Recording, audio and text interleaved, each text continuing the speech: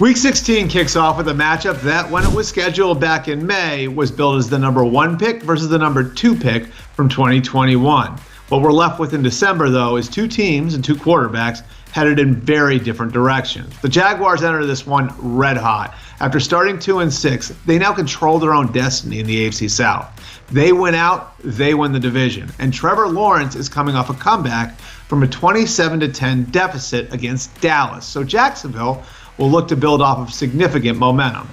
As for the Jets, after starting 5-2, they're now 7-7 and fighting for their playoff lives. And Zach Wilson just returned to the lineup with an up-and-down performance in a loss to Detroit a few weeks after being benched. Wilson gets the nod this week again, with Mike White still nursing an injury to his ribs. Hey everybody, it's Santa Fabs here, and the big storyline from a fantasy perspective in the Jaguars-Jets game is Trevor Lawrence. Listen, he's been one of the hottest quarterbacks in fantasy football in the last 4 weeks, 25.4 points per game. Only Josh Allen and Jalen Hurts have been better in that time, but unfortunately, the matchup this week against the Jets is not good.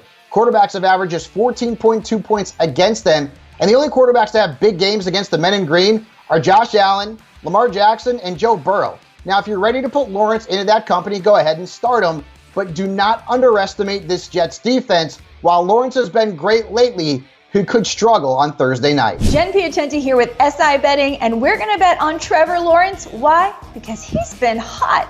We're taking the over on 13.5 rushing yards prop, and I'm going to throw in a rushing touchdown long shot bet, plus 475 too.